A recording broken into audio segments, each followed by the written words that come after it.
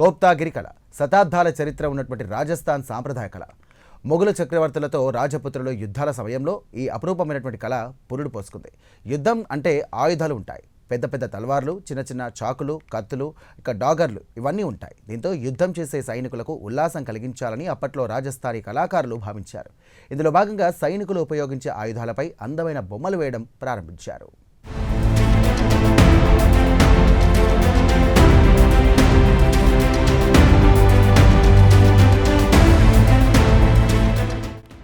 కోప్తాగిరి కళ కొన్ని శతాబ్దాల చరిత్ర ఉన్న కళ.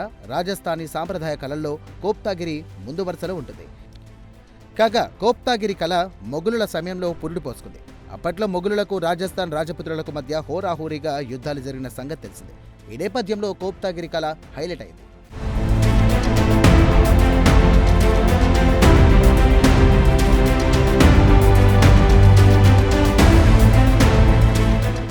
అసలు కోప్తాగిరి ఆర్ట్ అంటే ఏమిటో చూద్దాం.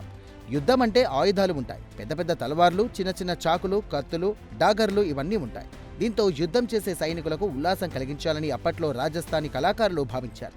ఇందులో భాగంగా సైనికులు ఉపయోగించే ఆయుధాలకు రకరకాల సంచుల్లాంటివి ఏర్పాటు చేసి వాటిపై ఆకర్షణీయమైన బొమ్మలు వేయడం ప్రారంభించారు. ఇదే కోప్తాగిరి ఆయుధ కళగా చరిత్రలో నిలిచిపోయింది. ఇప్పుడు మీరు చూస్తున్న ఆయుధాలన్నీ కోప్తాగిరి కళను సంతరించుకున్నవే. ఆయుధాలు చూడ్డానికి చాలా చిన్నవిగా ఉంటాయి. ఒడుపుగా చేతుల్లో పట్టుకోవడానికి వీలుగా ఉంటాయి. అంతేకాదు, సదరు ఆయుధాలపై రకరకాల అందమైన బొమ్మలు ఉంటాయి.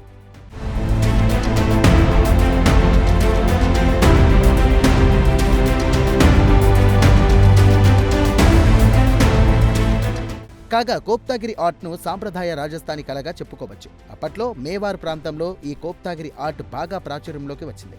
ఆ తర్వాతి కాలంలో రాజస్థాన్లోని మిగతా ప్రాంతాల్లో కూడా సదరు కోప్తాగిరి ఆర్ట్ పాపులర్ అయింది.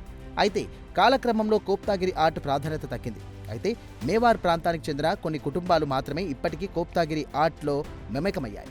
సదరు కుటుంబాలు ఇప్పటికీ ఈ కోప్తాగిరి ఆర్ట్ పైనే ఆధారపడి బతుకుబండి నడుపుతున్నాయి.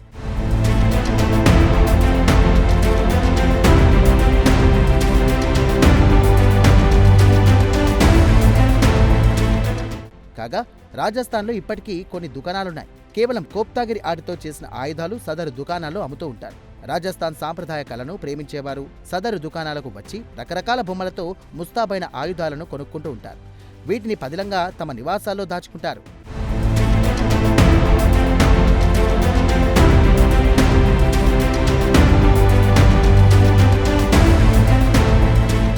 కోప్తాగిరి ఆర్ట్తో కూడిన ఆయుధాలు ప్రధాని నరేంద్ర మోదీని కూడా బాగా ఆకట్టుకున్నాయి. ఇటీవల యునైటెడ్ అరబ్ ఎమిరేట్స్ వెళ్లినప్పుడు సదరు తల్వార్లు, డాగర్లను ఆయన వెంట తీసుకెళ్లారు. రాజస్థాన్కు చెందిన ఈ అద్భుత కళాఖండాలను యునైటెడ్ అరబ్ ఎమిరేట్స్ పాలకులకు ప్రధాని నరేంద్ర మోదీ కానుకగా ఇచ్చారు.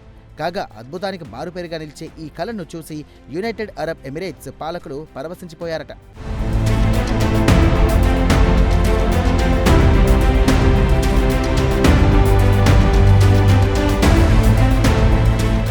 ఇదిలా ఉండగా అరుదైన రాజస్థాన్ కళకు అంతర్జాతీయ గుర్తింపు కూడా లభించింది.